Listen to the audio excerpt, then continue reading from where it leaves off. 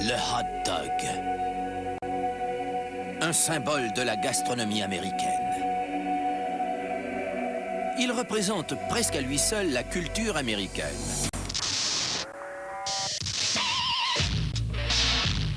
Tout le monde raffole des hot dogs, peu importe la façon dont ils sont apprêtés, avec moutarde, cornichons, oignons ou choucroute.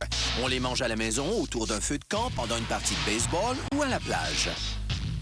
L'histoire du hot dog est typiquement américaine. Elle est assaisonnée de rêves d'immigrants, de travail acharné, d'une brochette de vedettes et d'une série de brillantes arnaques.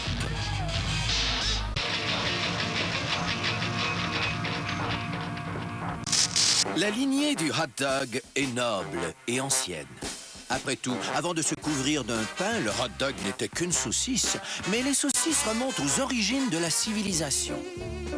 Les bouchers de l'Antiquité devaient trouver une façon de préserver et d'entreposer leur viande afin qu'elle ne se gâte pas.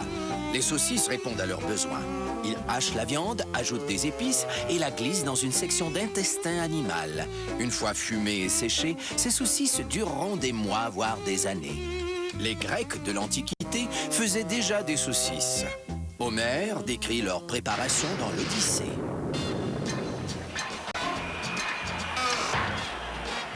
L'empereur romain Constantin Ier tente de proscrire les saucisses en l'an 300 après Jésus-Christ. Il les croit trop étroitement liées aux traditions païennes des Romains. Tous ses efforts sont vains. C'est comme s'il avait demandé à son peuple de cesser de boire de l'eau. Enfin, tout ça, c'est du passé. Le simple hot dog date du 19e siècle. Ce sont les immigrants allemands qui ont introduit au pays la saucisse de Francfort, qui deviendra le célèbre hot dog contemporain. Dès 1850, on la retrouve dans toutes les charcuteries allemandes de New York. On la connaît sous ce nom car les habitants de Francfort semblent avoir été les premiers à la déguster. Cette saucisse est composée de bœuf, agrémentée d'un peu de porc ou d'agneau. Astucieux, les fabricants ajoutent un peu de veau au mélange, ce qui fait gonfler les saucisses pendant la cuisson. Le hot dog contemporain a conservé cette heureuse habitude. Le broyeur fait son apparition vers la fin du 19e siècle. Il peut hacher la viande en un mélange extra fin. Une personne affamée peut maintenant manger une saucisse de Francfort en moins d'1 minute. Le fast-food est né. Les Américains ont maintenant leur saucisse. Mais il manque toujours un élément important à cette trouvaille teutonique. Le pain. Malheureusement, les circonstances de leur rencontre soulèvent encore la controverse. Certains affirment que le pain et la saucisse ont été servis ensemble pour la première fois dans un stade de baseball. D'ailleurs, on associe encore le hot dog au sport national des Américains. En 1901, un certain Harry Stevens vendait de la crème glacée au Polo Grounds, le parc des Giants de New York. On dit qu'un jour de fraîcheur, alors qu'il n'arrivait pas à vendre sa crème glacée, Stevens a eu une idée géniale. Il a ordonné à ses employés d'acheter des saucisses dans les charcuteries allemandes du voisinage. Pour aider les gens à les tenir, ils les ont insérées dans de petits pains viennois. L'idée a fait fureur. On les a immédiatement surnommés les Red Hots. Certains les appellent les Dachshund Dogs en l'honneur du basset allemand. La légende dit qu'un homme a combiné ces deux noms pour créer le terme hot dog que tout le monde connaît aujourd'hui. Peu importe qui l'a baptisé, puisque nous savons où le hot dog a atteint la célébrité, à Coney Island, New York.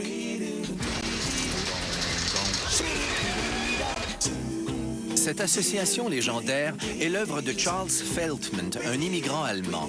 À la fin des années 1860, Veltman vend des pâtés à la viande à Coney Island, situé à l'extrémité sud de Brooklyn. La légende de Coney Island affirme que Veltman aurait été le premier à insérer une saucisse dans un pain. Les compétiteurs de Veltman s'étaient mis à vendre des sandwichs, ce qui l'a inquiété puisque les visiteurs de Coney Island ont immédiatement adopté ces aliments très pratiques. Veltman installe donc un poêle à charbon sur son chariot, fait bouillir des saucisses et les sert dans des pains grillés. En 10 ans, le petit chariot de Veltman devient le Veltman's Ocean Pavilion Hotel and Restaurant. Son établissement connaît un succès retentissant. Il peut servir 7000 clients à la fois et la plupart y achètent un hot dog à 10 sous. En 1915, on tranche encore les pains à la main. Et l'hôtel engage le jeune Nathan Handworker pour trancher les pains hot dog. L'histoire du hot dog en est métamorphosée. Lorsque mon père a commencé, il recevait les pains et il devait les couper avec un couteau. Il était très rapide et il se débrouillait très bien.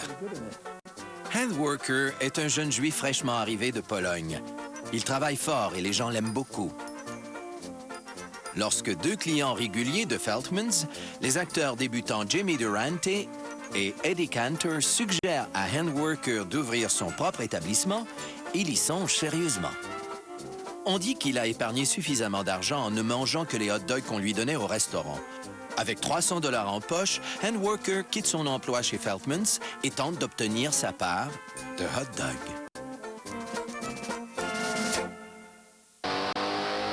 En 1916, Nathan ouvre son propre comptoir à hot dog à Coney Island, tout près de Feltmans. Nathan tente de fabriquer des hot dogs plus savoureux en modifiant l'assaisonnement des saucisses. Ma mère était très bonne cuisinière et mon père lui a demandé de créer un nouveau mélange pour ses fournisseurs d'épices afin de modifier le goût des saucisses. Ça n'a pas été facile, mais elle a réussi à créer ce qu'ils recherchaient tous les deux. Les hot dogs de Handworker sont plus poivrés et plus juteux que ceux de Feltman. Ils sont faits entièrement de bœuf et assaisonnés d'ail. De plus, ils sont insérés dans des tripes, ce qui les rend croustillants. Le plus surprenant, c'est que Handworker ait fixé le prix de ses hot dogs à 5 sous. C'est la première guerre des prix dans l'histoire du hot dog. Malheureusement, sa stratégie n'obtient pas l'effet escompté. Lorsqu'il s'est mis à vendre ses hot dogs pour 5 sous, les gens se sont inquiétés et se sont demandé ce qu'ils allaient manger pour si peu d'argent. À l'époque, les hot dogs les moins chers étaient faits à partir de fragments plutôt douteux de vaches et de cochons. Handworker n'utilise que du bœuf de première qualité, mais il lui faut encore en convaincre le public. Il leur offre des cornichons et de la root beer gratuitement, mais en vain. Puis, il a un éclair de génie. Il donnera des hot dogs gratuits aux médecins de l'hôpital de Coney Island, à condition qu'ils se présentent à son comptoir en sarrau blanc. Lorsque les gens voient les médecins manger les hot dogs de Handworker, ils oublient leurs craintes et les hot dogs à 5 sous font fureur.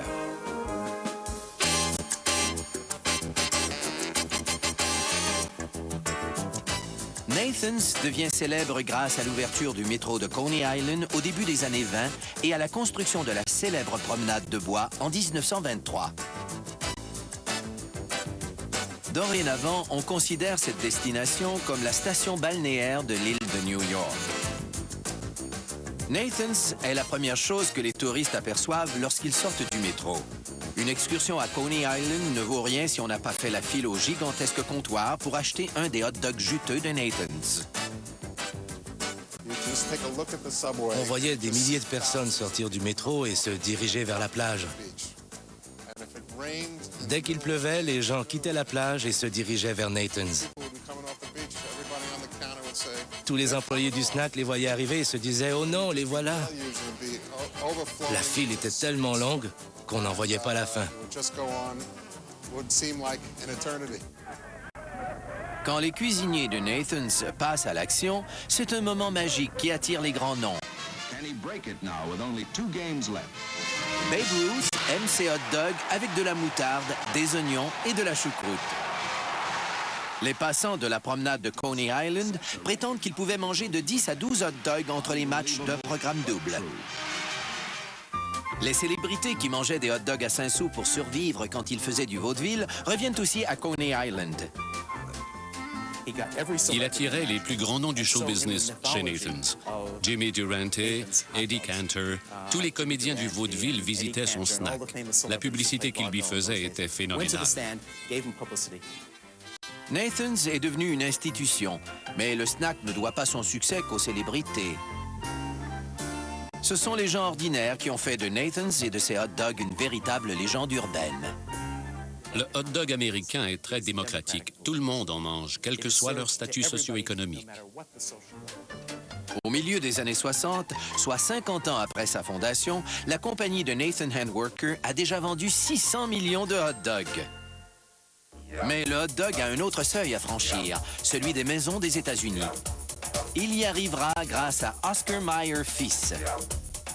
Durant les années 30, avant Oscar Mayer, le hot dog était considéré comme un casse-croûte qu'on mange dans la rue ou au stade. Il lui a ouvert les maisons américaines en ciblant les jeunes dans sa publicité. La famille Meyer est propriétaire d'une usine de transformation de la viande à Chicago. Ils sont les premiers à mettre leur nom sur tous les emballages de viande qu'ils fournissent au supermarché et ils ont rendu le hot dog célèbre grâce à un coup de publicité.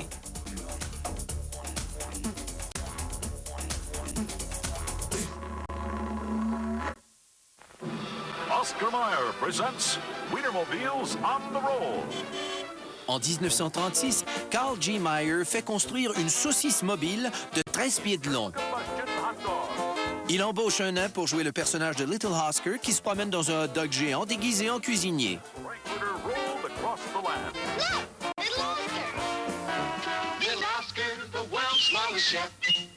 Ce saucisson géant étend la renommée d'Oscar Mayer et de ses hot dogs en remplissant la panse des enfants. Les hot dogs sont parfaits pour les feux de camp et les jeunes mères les trouvent très pratiques. Ils sont précuits, faciles à préparer, se mangent en un clin d'œil et les enfants raffolent.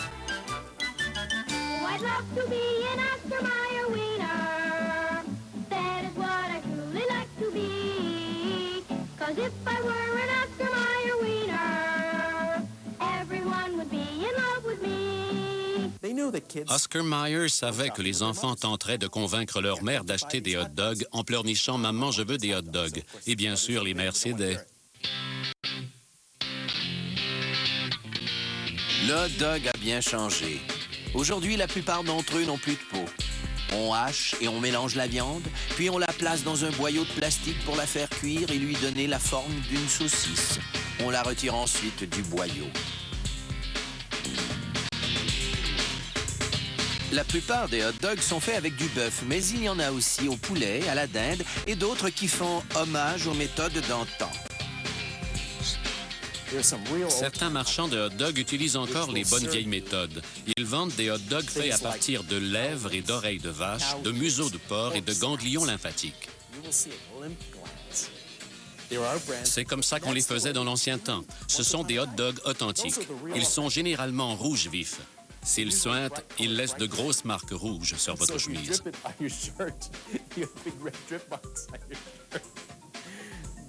Mes étudiants ont goûté à ces hot dogs et ils les ont beaucoup aimés. Tout le monde aime les hot dogs, qu'ils soient minces et aérodynamiques ou juteux et dodus. Un vrai délice. Et vers les années 70, les hot dogs ont conquis l'espace.